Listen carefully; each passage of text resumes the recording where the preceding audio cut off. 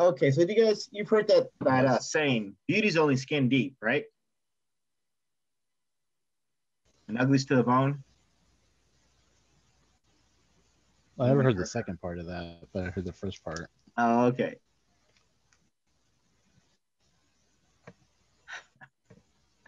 Okay, so we're going to be talking about the skin. So we are in the integumentary system, and we'll be discussing some physiological aspects of the skin. We're going to go over some structures, some of the anatomy, but not too much. And then we're going to talk about its role in terms of what is its function and how things are kind of controlled, okay?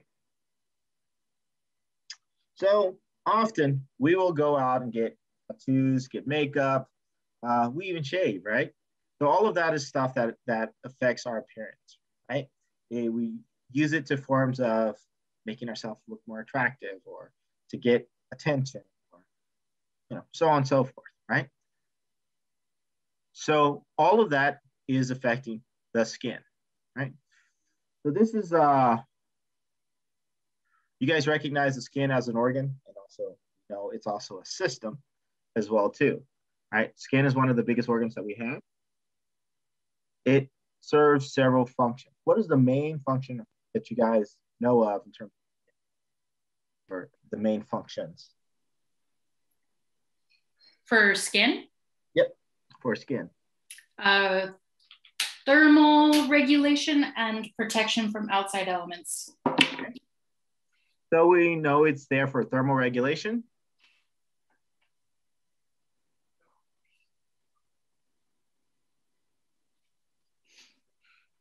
And we'll talk about that today a little bit. And protection. Anything else?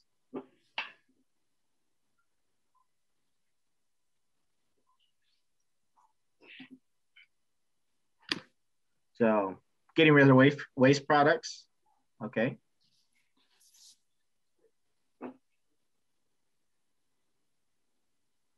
Now, when you say excreting waste, what is that? What waste is that? Is that, I guess I'm just lost. Oh, gotcha.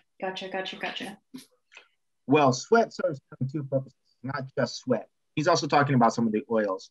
Oh, okay. So we're also secreting oils. We also get rid of some dead cells and stuff like that as well too through those pores. So gotcha.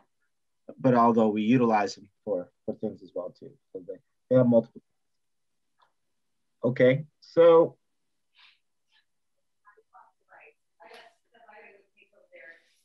anything else? I'll just be down the street. I love you. Anything else?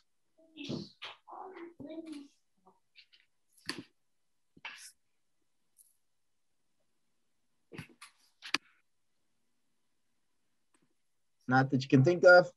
Okay, so do me a favor. So how many of you guys have a stove at home? Everybody has a stove? Yes. Okay. So turn on your stove and put your hand on the burner. No, thanks. Well, why not? Because it's going to hurt. It's because it's going to hurt. Okay. Okay. So, and can you guys do me a favor? You got facial hair or hair on your legs? Yes. Do me a favor. Rub your hand, don't touch your skin, but rub it against the hairs. Do you feel anything? Slightly. Okay. Slightly on my arms. On your arms? Yeah, okay. I'm not going to touch my legs. Well, I don't know where you had hair. I'm just guessing, okay? Yeah. So, okay. So in that case, do you guys feel anything? Does that kind of help? Yeah. So it's like for sensing? Sensation. Did you say sensing? Yeah, sensing like the hairs that are there, like you can feel them. That's right. Sensory, right? So, I mean, touch. What is touch? We need our skin for touch, right? Mm-hmm. Okay. So also for sensory. Okay, so you have this beautiful diagram of a skin cell, or skin tissue. It has been cut out, nice little chunk. So the skin is made up of 3 major layers. Well, it's made up of 2 major layers, but we also have another layer as well. So we have the epidermis, we have the dermis, and then we have the hypodermis. So the epidermis is going to be kind of thin. And that guy is going to be kind of layers of epithelial cells. A lot of it is going to be dead cells, that upper layer, right? Or cells that are in the process of dying. Then we have the dermis. Well, the dermis is kind of like where the business end is at. Dermis is going to be kind of broken up into 2 major parts. We'll talk about that here in a minute. But that's where our irregular tissue is. So that guy's going to house our blood vessels. It's going to house our hair follicles. It's going to house our sweat glands and our nerves. All of those things are going to be housed in that area, right? And then we have the hypodermis, which is basically, it's going to be like, so loose connective tissues. You're going to have your fatty tissue, your adipose tissue, things like that is going to be there. It's also going to have a little bit of the housing of your arteries and your veins, your vascular system, okay? Or the root of your vascular system. Okay, let's see. Come on. Okay, so here's a section of the epidermis and the thermus. So the epidermis is considered the thin skin, right? So thin skin, so you can kind of see that upper layer up there. So that part is primarily our epidermis. We get beneath it, this here would be our thermus. And so you can see there's quite a bit of difference in the thickness between the two. So this being my epi, and then that is going to be my dermis. And so you guys can kind of see that the epi is kind of like the thin layer, right? And so there's clearly a distinction between the two, right?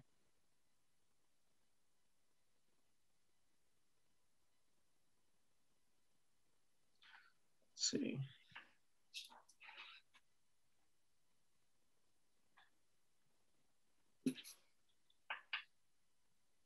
So the epidermis is going to be, it's going to be multiple layers of cells, right? So we're going to have the epithelial cells. It's going to be composed of those first couple of layers. Then we're going to get down to our basal layer, where we're going to actually have cubicle cells, or cuboid cells. And then the layer underneath that is going to be kind of skirmish cells. And then we're going to have layers of keratinized cells. Okay, so have you guys heard of keratin? Yes, I have. Mainly like to do with your hair and everything? Yes. Yes, so keratin is basically used to make up your hair, your nails. So they're basically fibrous proteins that are found in your hair, your nails, and your skin. So they're kind of used for making things hard, and then also water resistant, right? So our skin doesn't readily absorb a whole lot of water. It pretty much does a pretty good job of keeping it out, right? So you guys don't swell up massively when you get into the pool or anything, like a sponge. Yeah, no, maybe nobody swells when they get into the pool. Not usually. Not usually. Well, that's because of the keratin on the surface of your skin. Okay, so keratin is basically made up of well, keratin is basically produced by keratinocytes. So my handwriting is atrocious right now.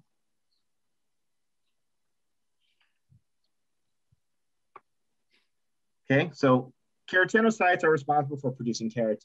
And so what happens over time is that the keratinocytes is making the keratin, and then the cells themselves will actually get bombarded with tons and tons of keratin, and then eventually the cell itself will actually die. And so then those dead cells will be containing large amounts of keratin, and those are the cells that you're going to start seeing on the surface of the skin. So let me show you the process. Come on now. Okay. So these are the layers of your the epidermis. Sorry. So if we kind of take a look at the drawing here, so these guys are keratinocytes. So the ones that are here, all of these guys are keratinocytes. These guys are also keratinocytes, but they're going through a different stage. So these are like our young keratinocytes. And so at this stage, right, they're young, they're growing, there's not a lot of keratin in it. So they represent at a different layer of the epidermis. So we start off at the stratum basal. So those at that layer, the cells are kind of young. They don't have large quantities of keratin produced yet. As they start developing more and more keratin, so then we get to the stratum spindosum. And so these cells are keratinocytes. They're producing keratin, nice amounts of it. Then we get to the point we get to the stratum grandisum. So at this point, we're getting to the keratin. The keratin starts to go through some type of polymerization, it changes itself. And so it looks very granular, right? So then these cells are getting closer as they mature. As the cells get older, they're getting closer and closer to cell death. When they get to the point of stratum luteum, they become transparent. At that point, the keratin is kind of polymerized, so they're actually translucent. So we can actually kind of see through it. And that cell is essentially in the process of death, right? And then these guys are the stratum corneum. So these are basically the dead cells that are totally filled with keratin that is already polymerized, and that's what we have at the surface. So I have a quick question about that. Is that the dead cells filled with keratin? Is that like sometimes what'll be on your upper arm, like kind of like the red, not a rash, but kind of like red bumpy skin? Is that what that is? No, it's those dead cells are just the surface of it. So all along the surface, you have dead cells. You have layers of dead cells. Right. So the rash and stuff is sometimes you have things that are there before, or you have some type of irritant. That's a little bit different. But so like eczema, right? Eczema is a result of cells dying way too soon. So you have cells that are making it to the surface that really weren't supposed to be to the surface, but they're dying off. So that dead skin is kind of moving like crazy. So premature death. And so you get a lot of, you don't get the adhesion molecules and all those things that are normally holding it together. So that skin is a lot more flakier and falls off a lot easier. You get a lot of irritant, bumpiness, things like that. Right. Okay. Okay, so we also have melanocytes. So you guys see the melanocyte here? So melanocytes produces melanin. And so the melanin, and I'll show you a picture of that in a few minutes, but the melanin is also what is going to be adding kind of color to pigment like me. So I produce a lot more melanin than say somebody like Megan, right? Megan doesn't produce as much melanin inside. Okay, but Megan has melanocytes and it does produce melanin. So melanin is also a protein that's responsible for protecting the cells against UV light. And also responsible for pigmentation, okay?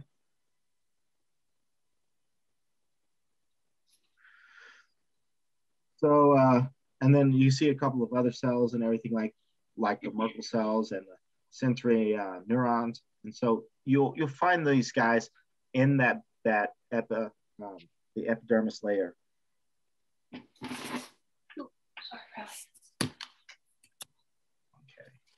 So you guys with me so far? Yes.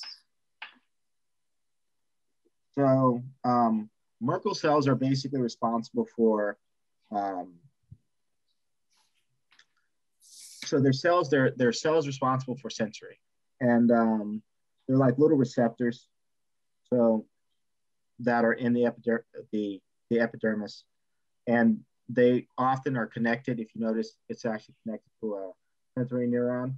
So they'll be connected to the sensory neuron. So they're the receptor. and then they send the signal to the sensory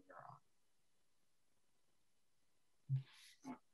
Okay, let's see.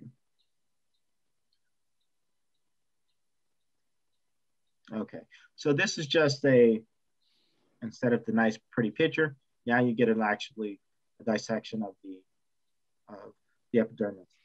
And you guys can kind of see some of the structures. It's not clear, it's not the best picture. I apologize. I'll try to find better pictures along the way, but these are the ones that the book had readily available for me. So.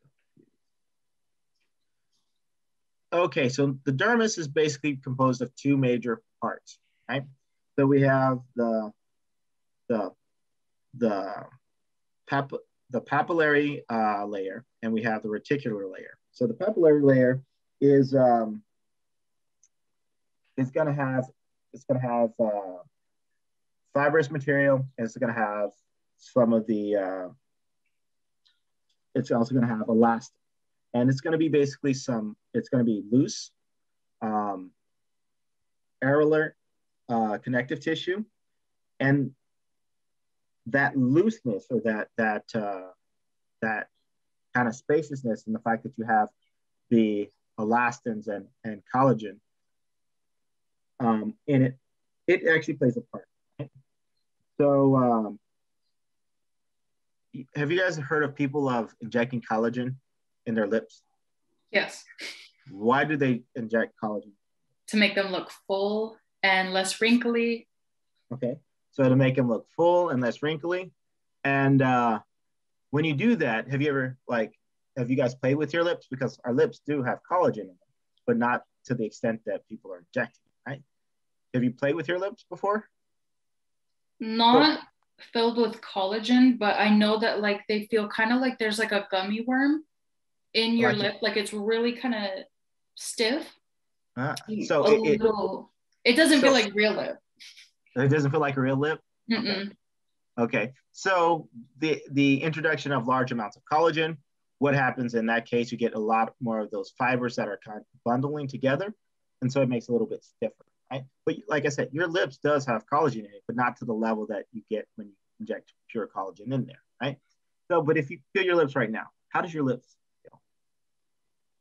Soft. They're soft. Did you push on it?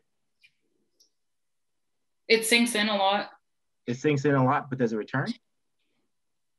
Yes. Okay. So have you guys played with Jell-O? Yeah.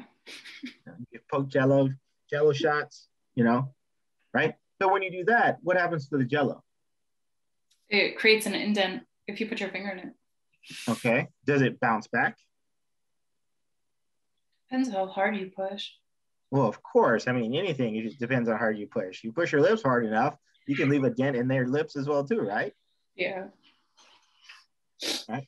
Like if you're putting your finger in it, it just caves in and it does not bounce back. But if you just barely poke the surface, it bounces back. Yeah. Right? Kind of like if you hit me hard enough, my lip is going to cave in, and as well too, right? So my point is that the collagen and the elastin are kind of serving a purpose. They're kind of like they're acting as that. It gives you that little bit of cushion, right? But it comes back. Okay. So the papillary level is kind of like if you touch your skin, right? If you touch your skin, of course, hopefully it feels soft, maybe not too rough. But you push it, it does bounce back, right? You push in on it, it comes back. Does it not? It does. And it's kind of like a cushion feeling, the ends of your fingers, right?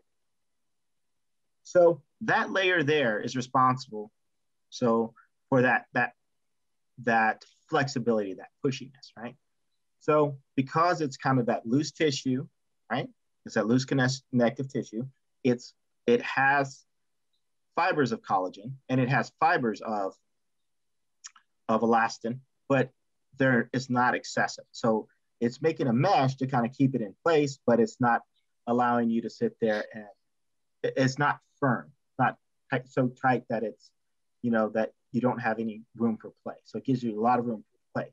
So like, how many of you guys played sports? Or ride bicycles or skateboard or anything like that? I played tennis. You played tennis? Okay, well, tennis, you don't need a helmet. But if you play baseball, anybody play baseball or go into a batting cage and you put on one of those helmets, or rode a bicycle where you're supposed to wear helmets, or a motorcycle bike and you have a helmet. Anyone? I used to. Yeah, I rode a motorcycle for a while. Okay, so in the helmet, if you push in the helmet, isn't there padding there? Should be. Yeah, quite okay. So that padding, if we sit there, we think about that padding, that's kind of what we have under our epidermis. So we have that first padding, right? So that padding gives us a little bit of protection. It also provides a little bit of warmth and stuff like that, some insulation. So it serves kind of a couple of purposes for us, right? Okay, are you guys with me so far? Yeah. Okay, and so then we have the reticular layer, right? Now that guy is also going to have connective tissue, but this tissue is going to be more dense. It's going to be irregular. And you guys know what I mean by when I say irregular. Regular basically means it has a whole lot of different cell types that makes it what it is, okay? So here you're going to have, of course, you're going to have your elastins. You're going to have the collagen. You know, you're going to have these things, and they're going to be a lot more dense than in the papillary layer, right? And so not only that, you're also going to have other cell types. You're going to have your nerve cells. You're going to have your a little bit adipose tissue. You're going to have, so it's going to have all of those other things that kind of makes that tissue irregular. And so you can kind of see the different structures and the different cell types that are existing. And you can see the collagen and the collagen, and you can also see a lot of the elastin structures right there. So those fibers and stuff. Can you guys see that here, down here? So the fibers. So like when you take a collagen supplement, what does that do for you? Does that make you produce more collagen, or does that add into the layers of skin that you already have? It does nothing. Well, let me see. Okay, so your body, collagen is a very large protein. So your body doesn't really absorb it. And so it may break down some of the amino acids and stuff like that, but you're really not providing the collagen that you think you're providing, right? So a lot of the supplements on the market that are just collagen supplements, they don't really do much other than provide protein, right? Because the molecule is so large, you're not getting it, it's not being readily absorbed through things. You understand? Yeah. So it's kind of like it's a racket, you know? I mean, you can use it for protein as a protein supplement because it has protein that you're going to be breaking down and recycling, but that's pretty much it. There are certain things that are supposedly, I'll use that again loosely, supposedly they induce the production of collagen. So that's more so what you want to try to do, something that's going to reduce the production of collagen rather than adding straight collagen to the system. But a lot of the stuff on the market is collagen. If you look at it, it's basically just protein.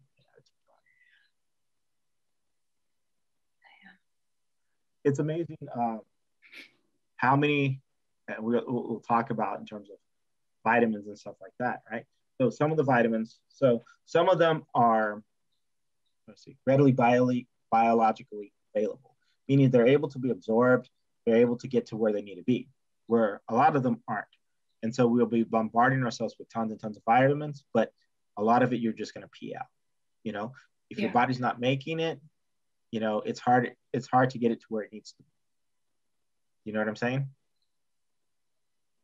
Dang, that's a shame. So, well, but it's true. I mean, there's some, so, you know, I mean, it's good to take vitamins and everything like that because a lot of them are soluble, or they're able to get to where they need to, or they do add a little bit of benefit, but not to the level that most people. Okay. Let me clarify that. Okay, so in terms of skin pigmentation, right? So I'm a dark person, so I'm gonna have melanocytes, and my melanocytes are gonna be producing large quantities of melanin, and so the melanins are in these melanocytes, and these guys are kind of breaking off, and then they're being absorbed by by the keratin structures. So the keratin is actually being, in this case, phagocytosed inside the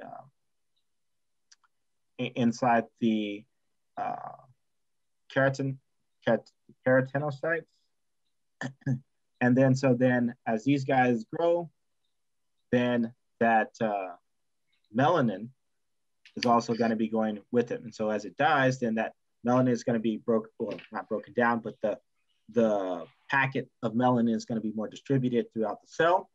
And then you get to the purpose where at the cell surface, I have the dark skin there because the melanin is evenly distributed throughout the keratin in that former dead cell. So at the surface. So does that make sense? So that would be me, the dark person. So somebody who's light, who's fair skin, so they're also producing melanin, but not to the level that I produced it.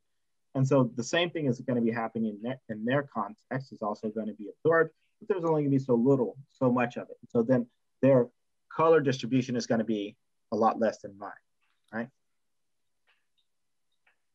Does that make sense?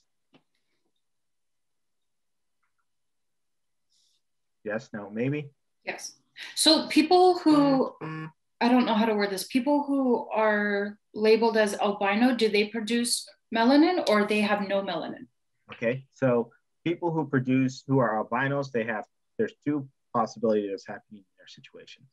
So one is that they could have a case where they have premature death of their melanocytes. So then they don't have melanocytes to actually produce melanin. So those people are severely albino. They have issues, a lot of issues with cancer cells and stuff like that. They typically don't live to be very long. So then you also have individuals who produce very low levels of melanin. And then those are also considered to be albinos. And then you have the ones that don't produce any melanin. So they have melanocytes, but they're not producing melanin. Okay. Wow. So the ones that have melanocytes that don't produce any melanin at all, again, they're high risk of getting cancers. They typically don't live too long. The ones that do produce low levels of melanin, they're also albino, but they do survive.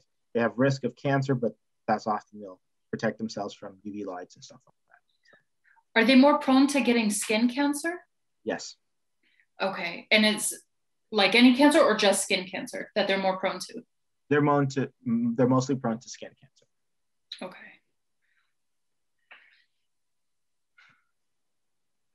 But, the ones that are lacking the melanocytes entirely, I think they're actually prone to a couple of types, not just skin cancer. So. Gotcha. But I'll have to look that up to be sure.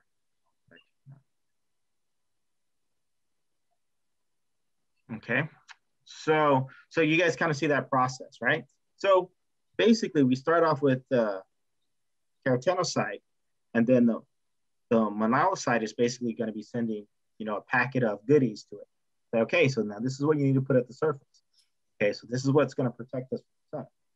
Okay, so a person like me, who's darker skin, right? I have a lot more melanin, so I'm going to be a little more protected from the sun. So they say that like people of color don't sunburn. We sunburn, but really we just have better protection than somebody who's lighter than us, and it kind of makes sense, right?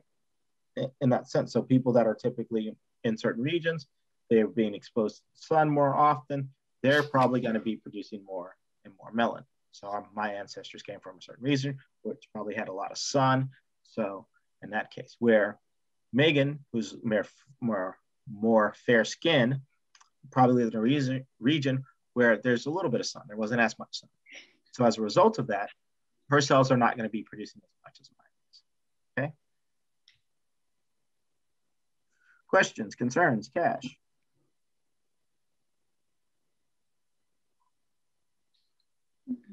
Okay, so I feel like I'm missing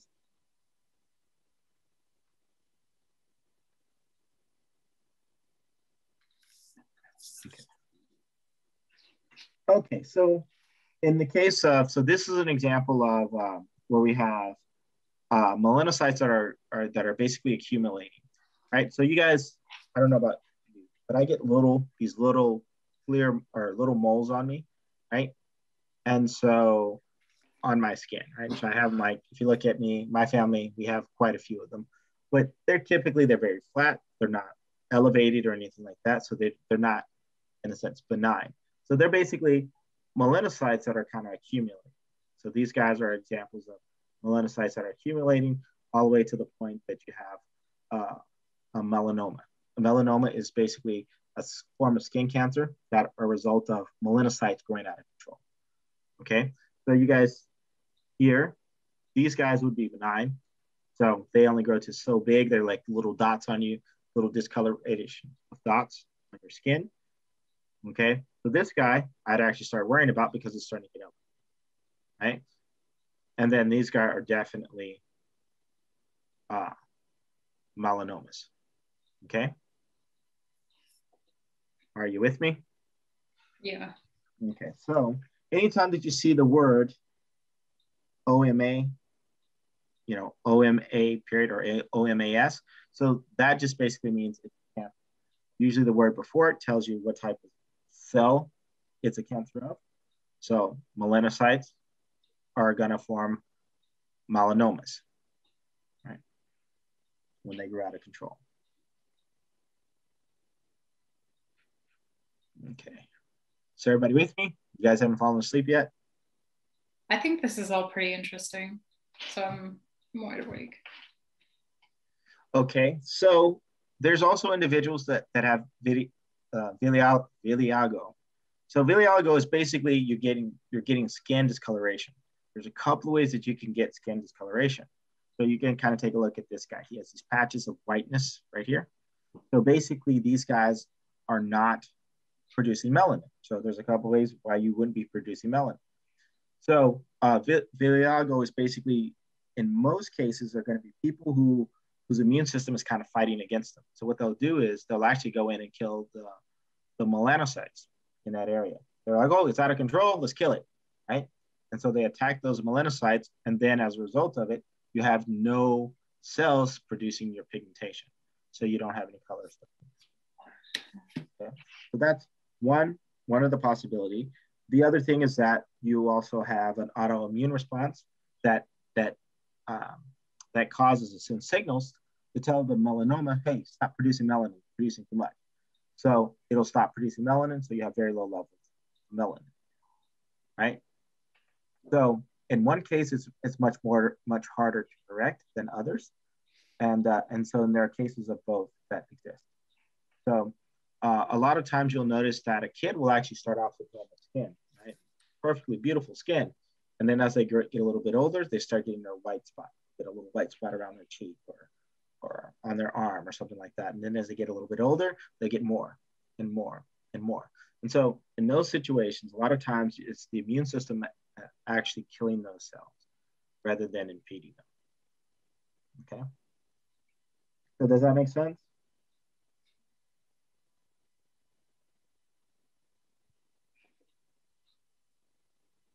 Yes, no, maybe? Yeah, makes sense. Okay. So, and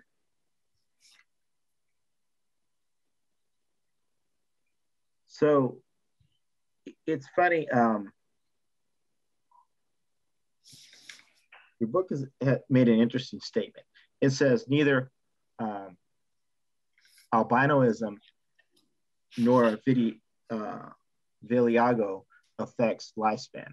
But there's some studies that shows that typically albinos don't live as long, right? And so it's not necessarily the fact that you don't have the melanocytes being produced, but it's just the fact that you don't have the protection from the sun. So a lot of the albinos typically die at a younger age as a result of cancer rather than or skin cancer in a sense. So it does play a part in it, but maybe not the way that the author is thinking. So I just wanted to touch on that. Okay. Let's see. And I should also say there's other things. There's one other thing I just remembered, and I didn't say it in the other class. So there are, your skin basically can also provide signals that other things are going wrong internally, right? So have you guys heard of jaundice? Yes. Okay. So people who typically have issues with their liver's not functioning the way it's supposed to, they end up with jaundice. So they end up with like a yellowish tint to their skin. Their eye color becomes a little bit yellow and everything like that, or very yellow. So it'll be like a yellow appearance. And so that lets us know that, you know, people who basically have liver disease or some type of liver cancer, they'll notice changes in their skin tone, skin color. Okay. And so a lot of that is a result of like, you're getting accumulation of certain products, and then that's trying to be secreted, you know, in large amounts. And so it's secreting through your skin. So I think who was it? Alejandro kind of mentioned that you're trying to secrete waste. And so in that case, that's an example, because your liver's not functioning, so you're producing a lot of bio waste that's being secreted out of your skin. So yes, Soledad is right. So albinos typically have really bad eyesight as well. And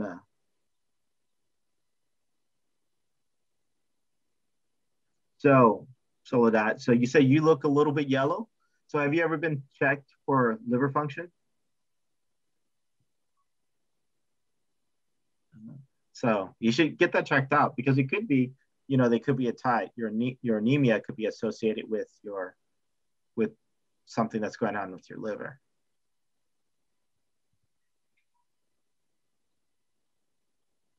Okay, wow. Yeah, so get that checked out. You know? Is anemia iron deficient? Is that yes. what anemia is? Yeah. Yes. So would an iron supplement help her as well? Or is that kind of relating back to the vitamin thing where it's not absorbed easily? Yeah. So, well, no, iron is readily absorbable, because it's kind of an ionic, well, it forms this ionic compound, right? So the ionic compound in your bloodstream is kind of broken down. So in that context, it'll actually work out pretty well. Okay. Not all supplements are readily absorbable. Gotcha. Right? So. Oh, poor thing. Oh, okay. See, this is a great class. I'm learning a lot today. Me too, yeah.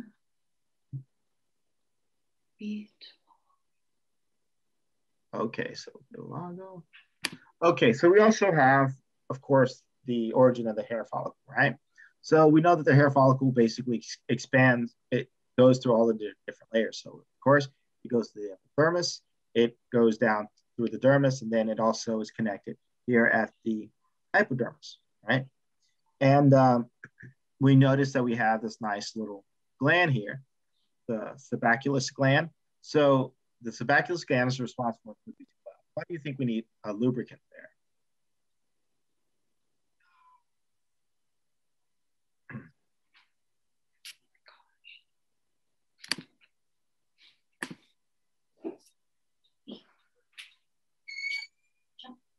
Prevent irritation.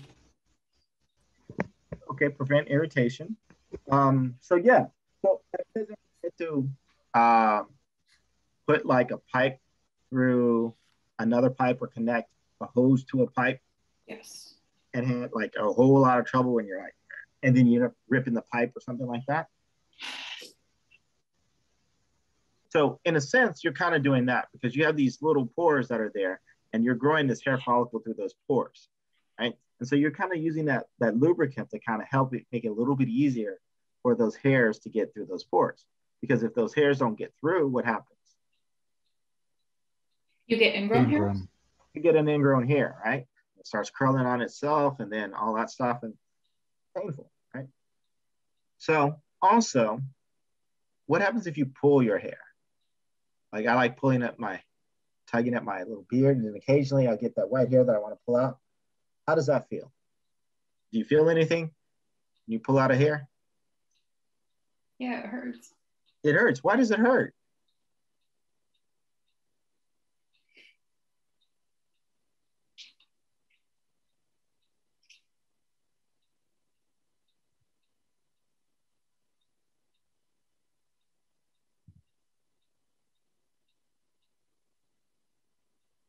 Why does it hurt? My guess would be that there's some kind of like, drawing a blank. You've got like sensitiveness within your skin layers, and then it's agitating those. I'm drawing a blank on the word. I'm sorry. That's right. So in this area, it's also sensitive tissue, right? So we have the dermal papilla. I can't even say it today. This word right here, papilla, right? So basically all it is a group of cells that are together, right? So we have nerve cells there. We have artery cells. So like if you pull the right hair, basically you're pulling right at that point where you have that nerve and everything that's connected to the hair follicle, right? But at the end of your hair follicles, you have things that are connected to it because it's getting nutrients from blood being blood being delivered there, but it's also sending signals because how else are we going to get that sensation of, somebody rubbing on your hairs and playing with your hair, how else do you get that sensation? Don't you feel it when somebody's rubbing in your hair or tugging on your hair? Don't you feel that? All right. Yeah. So we have tissues that are going to be surrounding that, right? And that's what that tissue is, right? And it's right at the hair bulb. All of that is integrated at the hair bulb at the very end, the root of the hair. And so if you pull it to the root, have you guys ever pulled out a hair completely to the root? Yeah. Often when I have an ingrown hair, I'll actually, rip and then finally get to that hair and I'll just rip it out. And then you see the little end of it, right? So you basically disconnected that nerve, the arteries and things like that. And if you let it sit long enough, you get a little bit of blood that'll come out. So yeah, it does. It stings. Okay. So this is just showing you the hair follicle. And then that's basically where the hair bulb is at, right here. And this is just showing you just a cross section of it. You guys see that?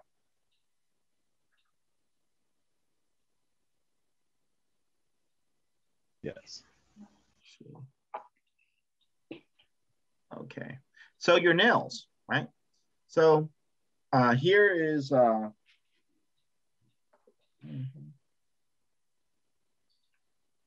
this is your fingernails and all your structures that are associated with your fingernails.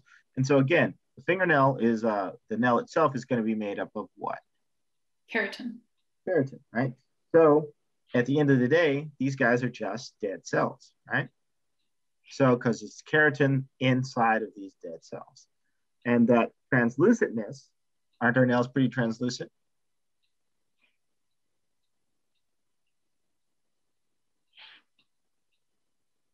Yeah, no, maybe?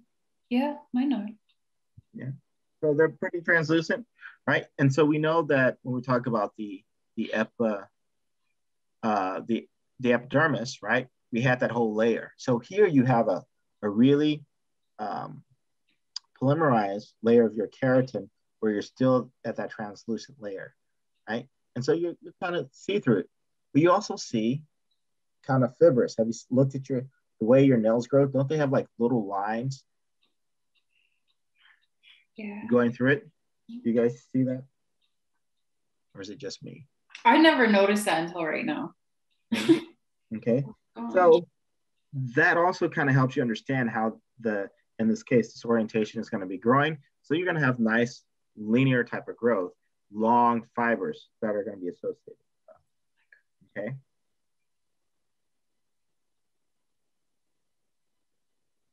Okay. Questions, concern. Okay.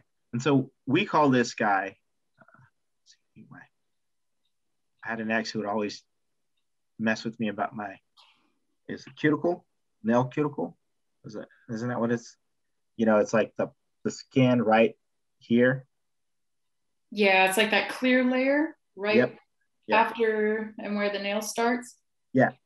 Yeah. Okay. So that part is, it's part of anchoring and things like that, the nail to into your skin and stuff. It plays a nice part of keeping it in place. Okay. So questions, concerns, Cash. Why do we have nails?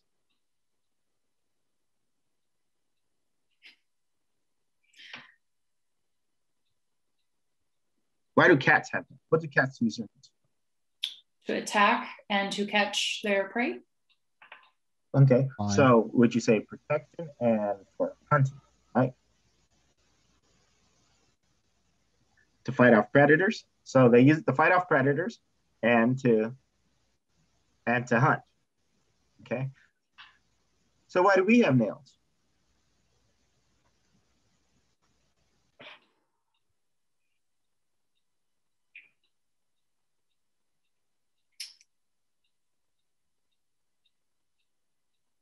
To protect the tips of our fingers? So, Sorry. well, you know, it's a thought. Why not for the same reasons, right? So as a form of protection, right? So we kind of use our nails for other things now, but in times, don't you have to fight people off? And, you know, it's the Wild Wild West. You may be trying to get away from predators, right? So back in the day, I mean, not now, but when we first started out, you know, we were hunters and gatherers, right? We'd hunt, you know, but we were also going to be hunted by something. Yeah, that makes sense, because if you try to open an orange with no fingernails, that would be nearly impossible. Almost impossible, right? It'd be kind of almost, you know, can't get that grip, right? So I guess Alejandro says a little bit to help with grip, right? So you can grip into that orange, right? So we kind of use our nails for the same purposes. So somebody's attacking you. What are you going to do? You're going to scratch your eyes out, right? That's what I would do. Yeah. Okay. So in a sense, I mean, although we've developed, we still have some of those primal instincts, some of those primal functions, right? And so we were sort of talking about, I don't know how we got on it. I think it's probably the next thing that we're going to be talking about here, sweating. So, but I'll save it. I'll get to my point here in a second. Let's see. Oops, got carried away. Okay, so here we basically have the acrine sweat glands. So in this case, we have, there's two major sweat glands, right? We have the eccrine sweat gland, and we have the apocrine sweat gland.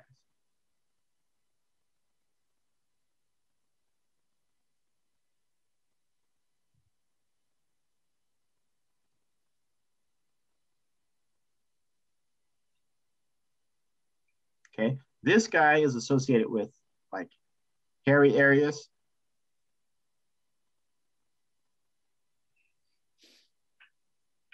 Like your armpits, your private parts. So this gland is associated there. Now this guy is in the pore of your skin. So what do you guys think this guy's for? To help cool you off, like when you exercise and you sweat through your arms, it helps keep everything cool. Yep. So this guy is it's going to be mostly water, right? And its main job is to kind of cool you off, keep you cool, right? And then the hairs in your armpit area, right? Causes your funk and stuff like that. That's also it's more of a protective part of it. Kind of let's get that area kind of clean, you know, because those are areas, high areas, so that the hairs there kind of keep things out. This kind of used to kind of flush. So what happens when you meet a cute girl or a cute boy and you're getting all worked up? You know, you're just like, ooh, and you're really gonna want to talk to them. And so you're building yourself up to go and talk to them right now. So what's happening to you? Pulse, blood pressure rises. Okay, your blood pressure rises. What else happens? My hands get sweaty. Your hands get sweaty, right? Do you have hair on your hands? Not on the palms, but Not like on the back. on the back. Okay, so what do you think, which sweat glands are starting to take place? In my hands? In your hands, yeah. The eccrine? Okay. Yeah. And then me, I sweat under the armpits. When I get real nervous, man, I just like, I flow like a, you know. And so in my case, mine are the apocrines, right? And so our body is kind of recognizing sensories, things that are happening in the outside with our mind. So the environment can play a part in what we end up doing, right? And how our body's going to function. Okay. Does that make sense? Yeah. Okay. So if you're being hunted by, let's say, lions and tigers and all of that, so what's going to happen in that case? Where are you going to sweat from? Where are you most likely going to sweat from?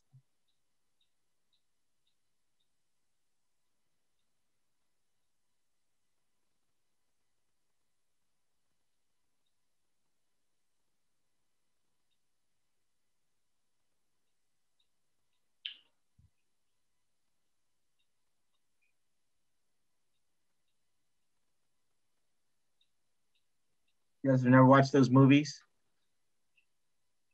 where, you know, people are being hunted by alligators or something like that, and you see the sweat dripping from them? I would want to say from the eccrine gland. Okay.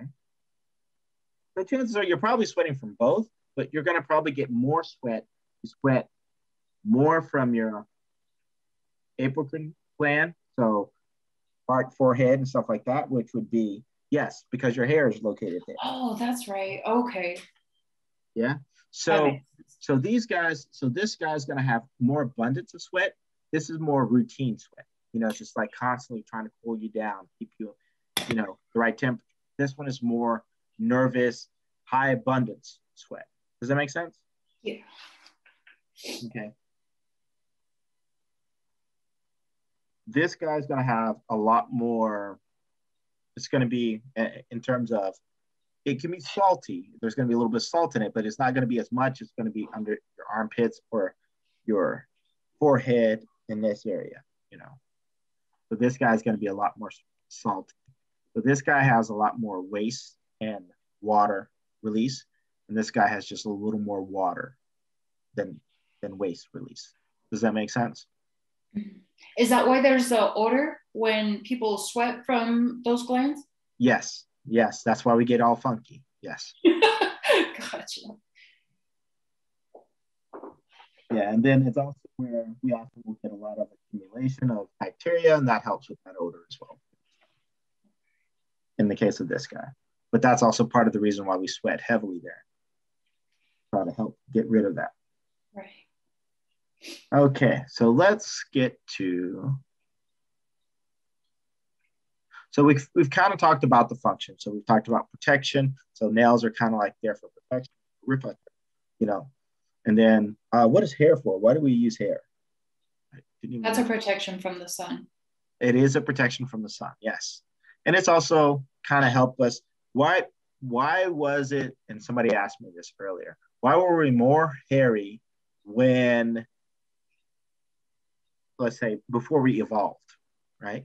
So why was that man different than the man today? You know what I'm saying? I would say the environmental factors, like we're exposed to different pollutions that I would think kill off the hair follicles that we're trying to grow. Well, your body is kind of, it's smart in a sense, right? Your body isn't going to make anything that isn't going to really be used. So if you're not really using it consistently, it's going to stop making it, right? Because that's a waste of energy. So it's going to find a way of shutting those things down. So it's going to use those environmental factors and stuff to determine, well, do I really need to make them? So let's think about the way we live today, right? The way that we live today, how many of you guys have AC and a heater in their house? Yes. Right? Most of us, right? And so, and we've had this for several years now, right? We're going back to 30s and stuff, where the first heaters and AC. I mean, of course, we had fires before that, you know, that kind of keep us warm. So we found ways to sit there and to modify our environment to kind of keep our environment fairly consistent. So why do we need excess hair? Are we out in the, you know, tracking in the woods and stuff where it's freezing cold all the time or anything like that? Or do we sit next to a fire and stay warm inside for the most part? Inside. And then we also have like coats and all that stuff, right? So there's no need for us to have all of that excess hair, you know, to sit there and kind of help keep us warm and then also kind of protect us. right? And then the hair that we typically have on our head is to kind of protect us from the sun. Well, we can wear a hat now, right? So have you noticed that individuals who typically wear hats, if they constantly wear hats, they typically lose a lot more hair. Have you noticed that? Yeah. Yep. Okay, so those are all factors that play a huge part in it, right? And so the environment plays a part in terms of regulating, and it'll shut down certain genes as a result of that. And so then we won't have that production. We have the potential of doing it, but your body isn't going to try again. If it's not getting signals that we need it, it's not going to always be on. So does that make sense? Yeah. Yes. Yeah. So we have receptors on the surface to kind of help us. Our skin kind of carries some of those receptors to help us understand that aspect. So speaking of receptors, so these guys, so the Mesner corpuscle, it actually is responsible for detecting touch. Okay, so this guy is responsible for touch. So this is like a touch receptor.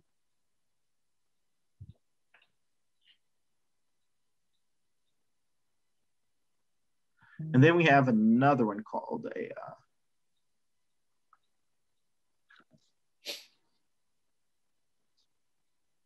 pasinin.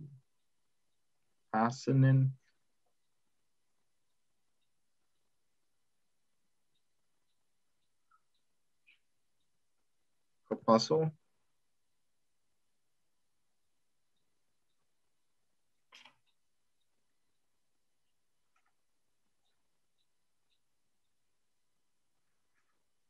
And this guy is going to detect vibrations.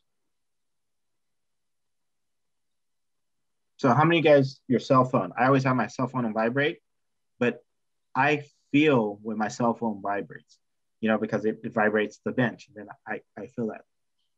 Do you guys, is it just me? I'll feel it. Yeah. Okay. So vibration, and this guy's touch. Okay. So these guys are going to be located in the epidermis. Okay. And they're essentially, like I said, they're receptors. And these guys are going to be attached to nerve ends and stuff. And so we'll actually get that sense. So we get that sense of touch. Okay. So at this point, we've kind of talked about the whole functioning. We use it for protections because we kind of use our nails and stuff for protective purposes. We also have our skin that's going to kind of protect us from the UV. It's going to protect us from wind and water because we have that water resistance and stuff like that. We have sensory and the sensory functions, and then we have thermoregulation, right? So we know that it actually secretes water to help cool us off, to keep us cool, but there's a little bit more to it, right? So hold on. So one way that we also kind of keep cool is how we will constrain our circulation system. So we'll mess with our blood flow. So when it's really hot outside, our blood circulation actually will go towards closer to the surface, right? And so our skin actually allows and says signals to say, okay, so it's warm outside, so we need to kind of keep cool. So it'll open up these veins and arteries, and then or blood vessels, and then allow the blood to actually flow through to help cool off the body. Okay. Now, when it's cold, it'll kind of constrain these blood vessels, so they won't be accessible. Okay. And then as a result, it'll be more internal. So your blood flow will continue, but it's not going to be all the way at the surface of the skin. Does that make sense? So we're trying to keep the heat in this case. And then in this case, we're trying to cool things off. So you know how like when you get cold and your hair stands up, is your hair trying to capture heat, or what kind of causes that? Oh, that's a good question. I don't think your hair is trying to capture heat. I think it's just your hair is responding to all of the other things that are going on down below, right? Okay. So you're getting some shifts. So really what's happening in the case of your skin, so to kind of control this aspect of it, you're going to have some modifications in the structure itself. And as a result of it, your hair is going to stand up of that shift. And it kind of gives you the chills. Your hair kind of penetrate up and stuff like that. Right. So it's letting, your hair is actually serving as kind of like a receptor in a sense, to let us know that there are things that are going on. That shift sends signals down there and say, okay, it's cold out there. So we need to start putting the blood closer to, more internal than closer to the surface, because if we're doing that, then we're cooling the blood is getting colder, but we want to try to keep it warm under those circumstances. Where here, we're using the blood to help cool the skin, right? Right. And so,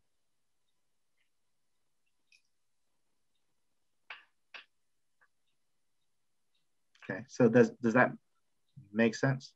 Yeah, yep. That's actually a good question. Okay, so let's talk about aging. So what happens when we get old?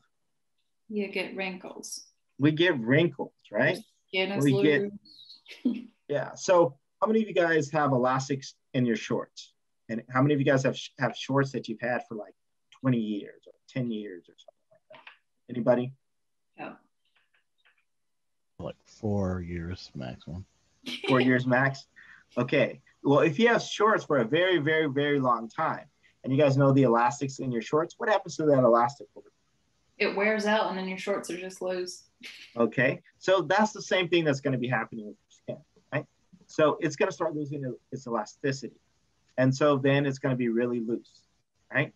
And so that's why we need to go get those tucks and everything like that. We get some Botox to sit there and try to help with that, right? We get collagen injected in us, you know? Okay, and then all of that is so that we don't have those wrinkles and that loose skin, right? But over time, what happens is that you're no longer producing the proteins that you were producing before. You dropped in the level of collagen that you're producing. You've dropped in the level of elastin that you're producing. And you no longer have that padding anymore. So that padding now doesn't spring back like it used to, right? In the dermis. Okay, does that make sense? Mm-hmm. Okay. So there's a disease. So we know that vitamin D is also synthesized by our body, right?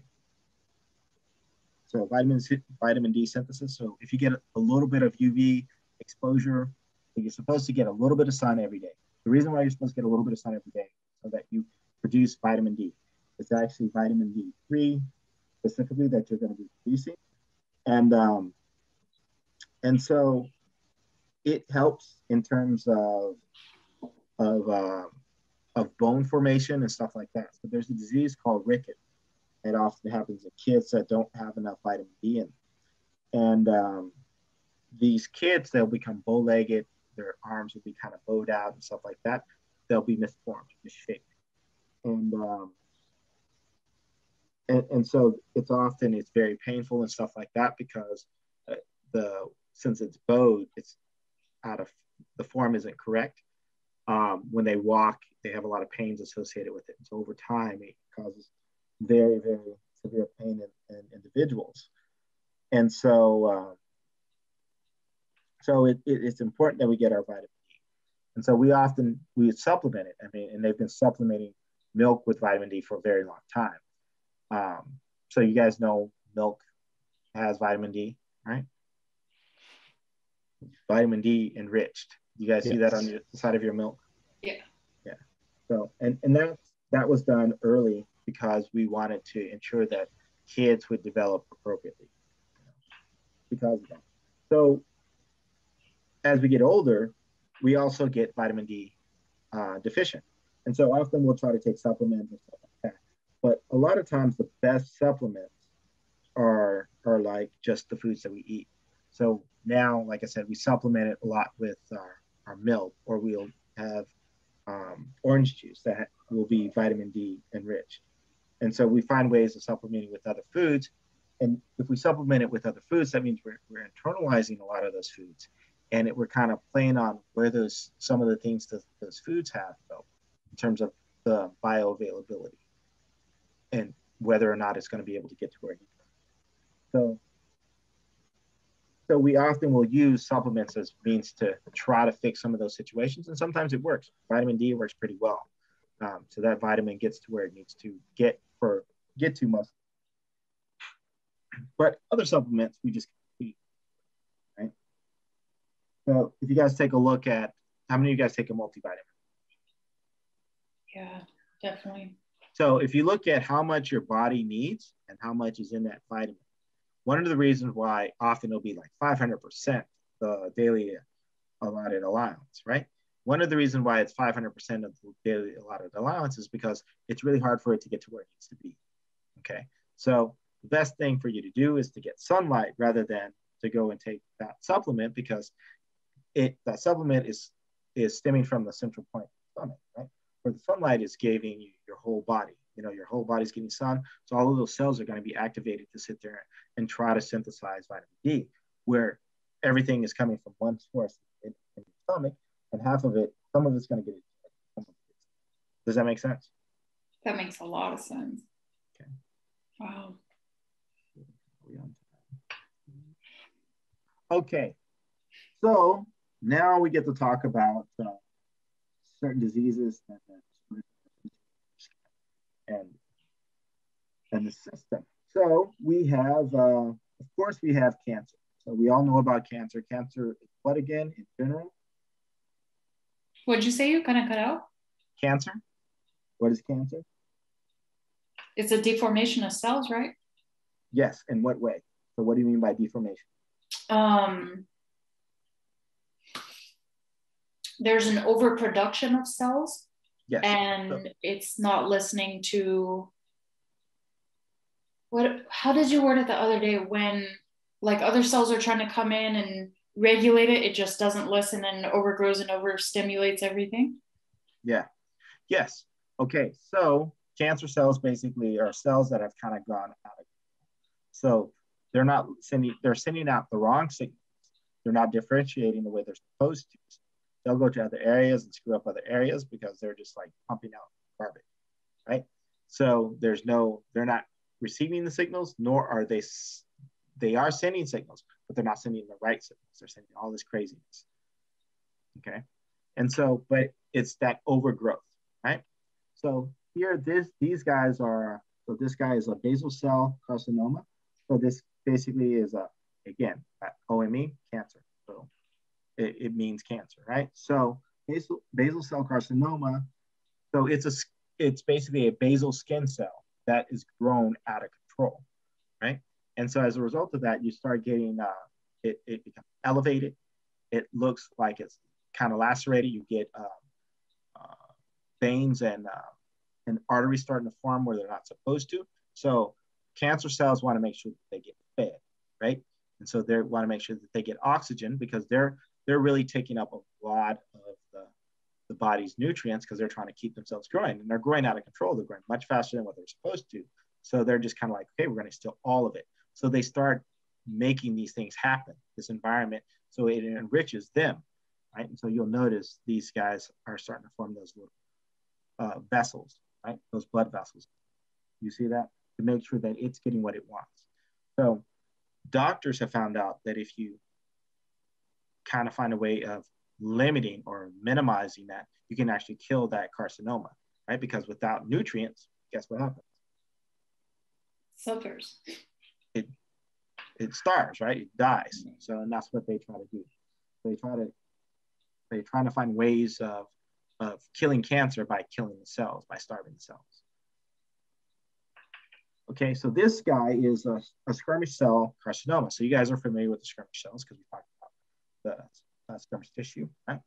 So these guys, these guys will cause like a lesion on an individual nose, right? So over time, it kind of opens up. Its adherence is all screwed up. So it's not adhering the way it's supposed to. It's not protecting the way it's supposed to, right? And as a direct result of that, we get this nice little lesion, and that cell is continuously growing, but it's opened up, and it provides the potential of outside infection. And those can occur anywhere on the body, or is it primarily the face? It can actually occur anywhere on the body. This one just happens to be on. So it's also, but it's anywhere. So because it's a Skirmish cell, you have Skirmish throughout your tissue, right? It makes up different parts of your tissue. Technically, it can occur anywhere. This one just happens. Okay. Let's see. These guys, we've kind of talked about it earlier. This is a melanoma. So, and I fix that. So these guys, they're typically large brown or black patches. If it's bad, they're usually raised at the surface. They're unevenly bordered. So they'll have a little indentation that's kind of raised up and things like that. So in situations like that, anytime that you have elevation and stuff like that, you want to go see a doctor, right? Because it probably means that there's something wrong.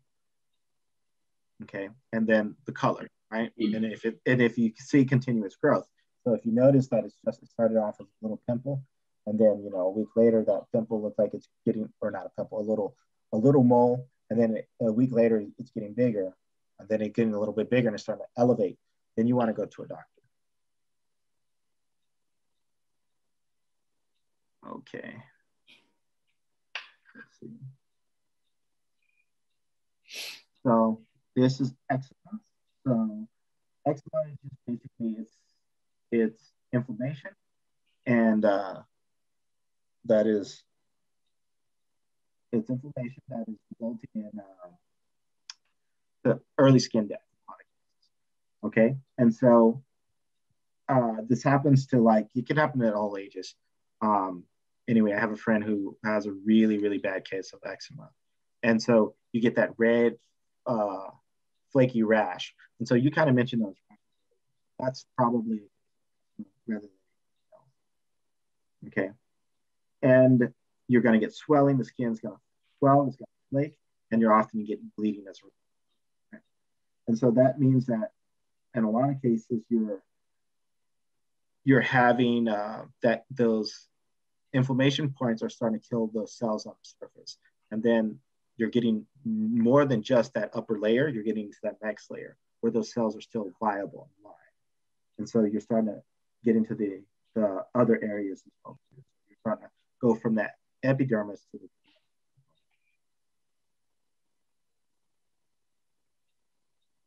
the okay.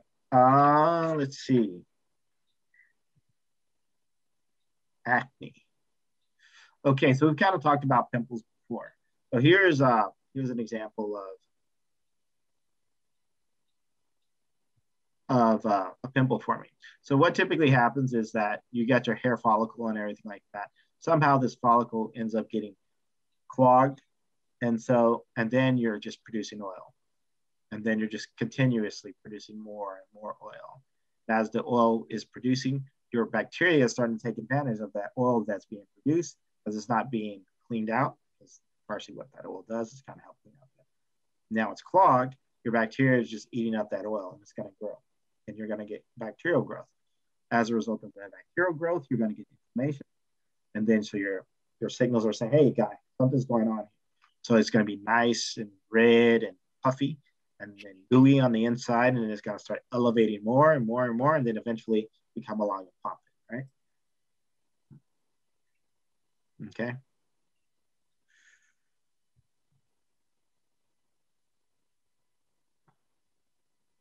Okay. And the last thing that I want to talk about are burns. So we have what we call first-degree burns. So your first-degree burns are basically just burns on the epidermis. Our second-degree burns are part of the epidermis and a little bit of the dermis. Third-degree burns means that you come to the epidermis and the dermis, and you basically you destroy those layers, which means that you're messing with your nerve tissue and nerve tissues, your sensory functions, all of those things are affected. And then the 4th degree burns, basically, you got into the bone. You burn so bad that you're to the bone.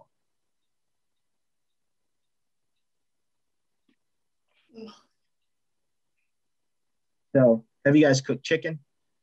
Yes. Yeah. So, the first time I tried to cook chicken, I was worried about cooking it too much because I didn't want to overcook it, right? And literally, all I did was cook the upper skin. In part, the inside of it was all because I left the skin. I like skin, right? So, the skin was the only thing. It was nice and brown, and the outside, I call myself broiling it, right? And nice brown on the outside, and it was all pink on the inside, right? So in the case of cooking chicken, you could kind of get an idea. So when you cook it a little bit, and it's still, you get out to the point, it's all nice, juicy on the outside, and then it's pink in the middle, close to the bone. And then I've also overcooked it where it's like it's burnt totally on the outside. It's burnt to the bone, all dried out to the bone, you know. I've done that situation as well too. That usually happens when I over grill and I forget I have chicken on the grill. So, okay. Okay, are there any questions? Okay. The last thing that I want to talk about, I don't have images for it, are keloids, so scars. So keloids are basically scar tissue. It's hypertrophic scar tissue, just excess of scar tissue. Keloids are. So being a person of color, I have to be aware of keloids. So when I pick at a scab or something like that, typically what happens, it scars. And then I produce a lot of these proteins and stuff, collagen. And so I get overproduction of things. And so the wound doesn't heal the right way. Instead, I get scar tissue that forms. Okay. And so scars, like you'll notice, like if I pick at a pimple or something like that, acne, it's typically an example of that as well, of that scarring. Like a person who has bad cases of acne and they keep picking at it, and then they, as a result, they have that dark tone right afterwards. So that's an example of keloid formation. Okay. So, and so it'll look like sunken in areas and stuff like that because of the keloids that it formed, typically discolored if a person of color. So it'll be very dark. Bedsores. Oh, so some of the treatments that they use for keloids is using like a lotion. And I had a dermatologist that told me that I need to put honey and sunscreen and something else on all of my scabs. Like brown sugar?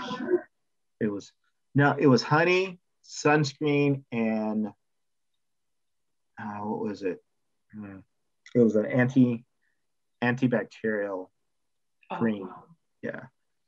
But I wasn't supposed to use a cream. I was supposed to use the mineral oil. Neosporin, I think it was, Neosporin. So I mixed those together, and that would help me with the keloid formation. Because what it is, the Neosporin actually, it prevents bacterial growth, and so it also kind of affects cell growth at the same time. And so it slowly affects cell growth so I don't get overproduction of the keloid or of that tissue, of the scar tissue.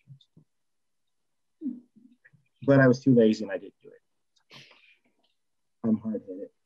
Okay, so bedsores. Have you guys heard of bedsores before? Yes. Yeah, I was a psych tech for a while, so I worked in nursing homes. So you're probably very familiar with it. So bedsores are basically necrosis. You guys remember what necrosis is? Yeah, the death of skin tissue. So it's the death of skin tissue. Okay. So basically what's happening in the case of bedsores, because that person isn't getting around the way they're supposed to and things like that, they're just laying in a bed or they're sitting on a chair 99% of the time, they will lose flow of oxygen or flow of blood through certain areas, right? And because they're not getting enough flow, enough circulation through those areas, that tissue starts to die. And then they end up with bedsores. that bed sores then become infected. They become issues later on with other things, and typically ends up in sepsis. Okay. So the best thing to prevent bed sores is to move patients, find ways of getting to get their blood circulating, stop standing in front of machines all day, 24 hours a day. I had noticed that since COVID, and I literally sit on my butt all day long, I'm developing cases of bed sores myself. I'm like, okay, we've got to fix this real quick. Okay, let's see. Stretch marks. Yeah, we used to use those. Oh, sorry. Go ahead. Oh, no, go ahead. I was gonna say we used to use this airbag mattress that constantly like moves the patient every 15 minutes. Yeah. So instead of having to rotate them every 2 hours, we just have it just inflates in different areas. See, and that's good. I mean, that is the fact that we're actually moving to that. I think we need to start using that more in a lot of areas as well too. Maybe I need something that deflates my butt every, stuff like that. Yeah. Okay. Okay, stretch marks. What are stretch marks?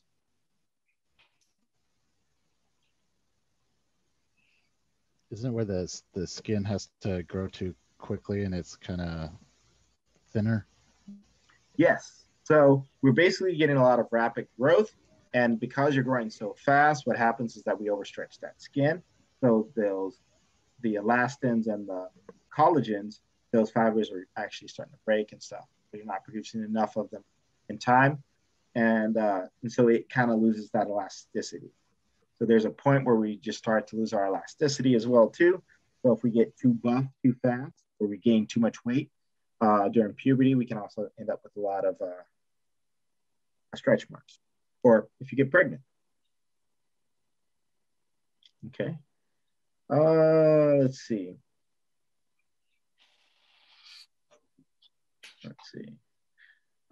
Calluses. Have you got calluses before? I worked in the fields for a summer.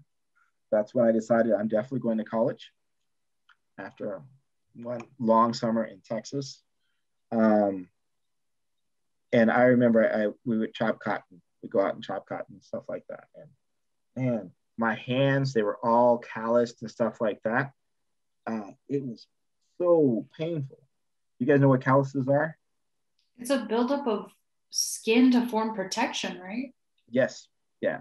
So basically you've kind of triggered the thickening of skin because you're doing something so repetitively or so frequently. Your body says, hey, you're starting to damage this area. So we're just going to make this guy a little bit thicker than the other places. And so because of that damage, to try to prevent that further damage, your body says, okay, we're going to just add this layer of protection with more and more dead skin. And so you get really thick calluses like chopping cotton or, a lot of manual labor. So yeah, that was my summer. I decided after that, definitely going to college. I'm going to get my education. Yeah. Okay, so that is all I have to talk about today.